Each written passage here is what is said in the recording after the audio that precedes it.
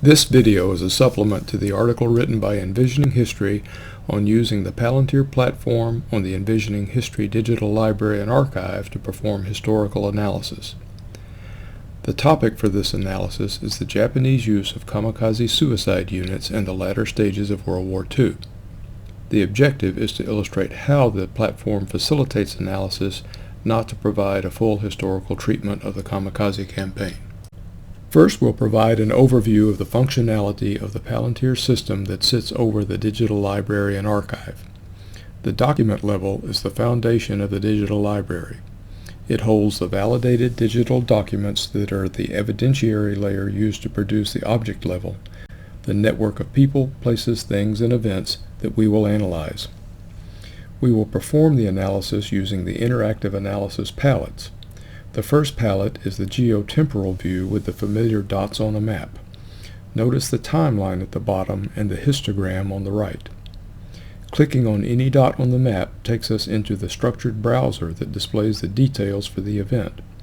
From there, we can continue through into the multiple documents used to create each object. We use the third palette to find the relationships between objects, which we'll see in action shortly. Finally, the Object Explorer is where we can examine a statistical view of the content of the entire database via multiple types of histograms. From the export level, we can take any combination of objects and export them to a variety of other digital formats. We use the term analysis to describe a process of iteratively asking, refining, and answering questions based on visual and statistical displays of information seen in the four analysis palettes. This covers the first three steps in our sequence of digital literacy and analysis: extract the information, evaluate its relevance, and analyze its significance. The remaining steps, construct an argument and persuade a reader, are not covered here. We start our analysis process by extracting the objects of interest from the Object Explorer's histogram of the various campaigns. A histogram is a graph that counts the number of objects with the same characteristics. We use the freeform property campaigns to help us aggregate events of the same general area and military or political effort. We select the Japanese kamikaze campaign and add its objects to the map. On the map, the first thing to do is observe both the geospatial and temporal patterns on the map and in the timeline. We can see clusters of points around different locations in the Philippines, a few outliers around present-day Taiwan and Iwo Jima, and a massive cluster covering Okinawa.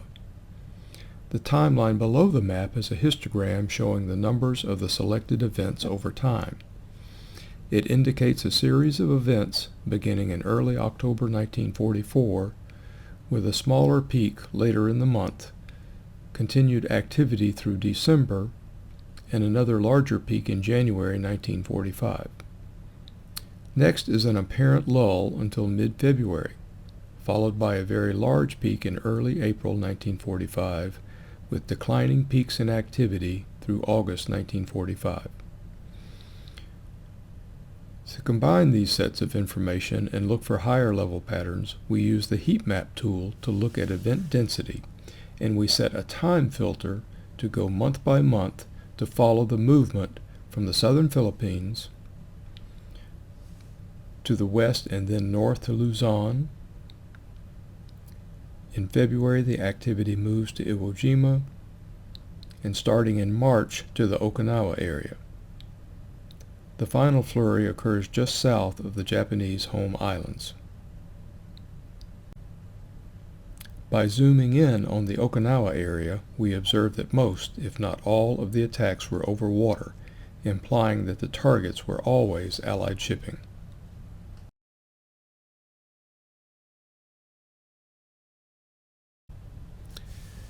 We also have a histogram available to us in the map view. By selecting all of the objects on the screen, the histogram totals the events in each ontology category.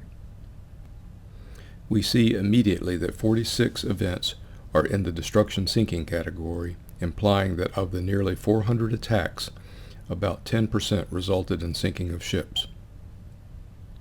By scrolling through the rest of the histogram, we can glean additional information about the campaign. From direct observation of this one view, we have uncovered many aspects of Japan's kamikaze effort. We can see who initiated these events, what types of events or actions they were, the where or the spatial distribution of the events, and when these events occurred. Now we'll switch to other views and see what else we can discover. Our next step is to look at the details of the individual events by viewing them in the browser pane. This view gives us the events listed in chronological order. For each event, in the bottom right corner of the view are links to the document sources used for creation of the event. This accumulation of information about any one event is an important aid to the analysis process. The fourth event down is obviously significant. It says Admiral Onishi orders the organization of the Kamikaze Corps and has 3 document references. Students should evaluate each document in detail, but for this video we'll only look at one. This is a post-war interrogation of a Japanese officer by the U.S. Strategic Bombing Survey, so it should be treated with caution. Clicking on the document link takes us directly to the quote used to create the event, which is dated October 19, 1944. This feature allows us to efficiently examine every reference in its full context. The question that immediately arises is, why October 19th? Did something else happen to trigger this decision? We should click through each event to see what the sources are and examine them for more details. Many of the events are from official U.S. Navy post-war sources. While we can assume that an official source will likely put any actions in the best possible light, we can also evaluate whether any factual content is likely to be incorrect. In this case, we can assume the facts are reasonably accurate, although close examination will show many minor discrepancies. We next move the kamikaze attack events to the graph space to analyze relationships between the events and the participants. On the right, notice the same histogram that we saw on the map. The first step is to ask who participated. To find that, we perform what Palantir calls a search around for linked entities. The system produces all the entities associated with the kamikaze events. We can group these entities in a grid, and from the new histogram, see what entities are represented. At the top level, we see 110 destroyers, 37 cargo ships, 29 destroyer escorts, and others ranked by their numbers. By clicking on destroyers on the histogram, these objects are selected on the graph. We can again group them in a grid and separate them from the others.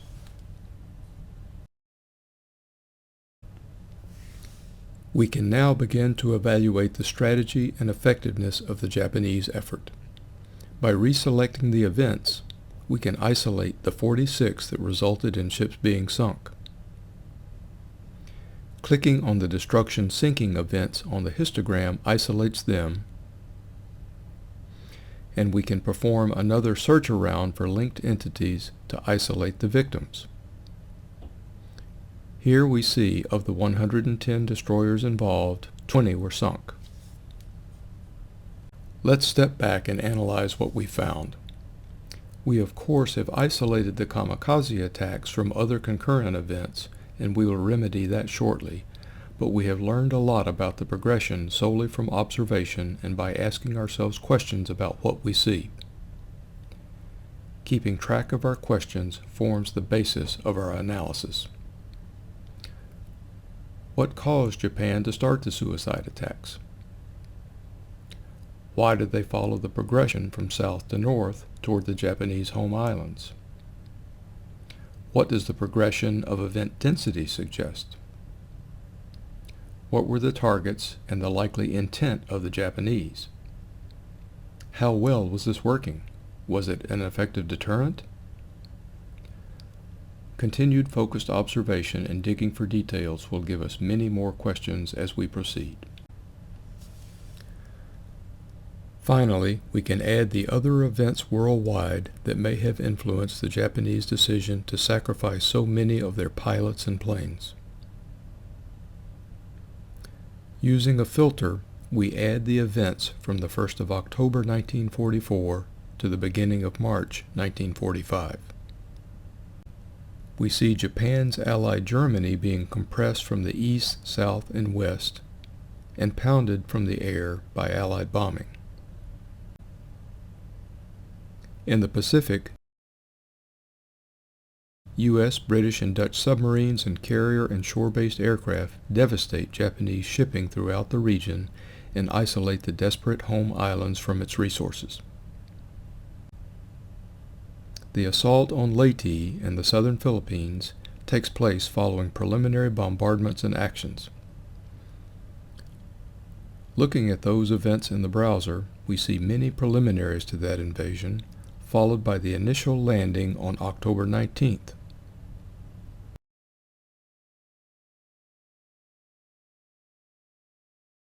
Could this have been the trigger for Admiral Onishi's fateful decision? You've seen a very brief treatment of the process users can individually create and follow with only a little training on use of the software. This example used a compact historical topic. With a little imagination, you can see how a similar process could be used by epidemiologists to follow a disease outbreak, by economists to track the movement of economic incentives through a community, or by scientists and engineers to understand the development of new concepts and technologies.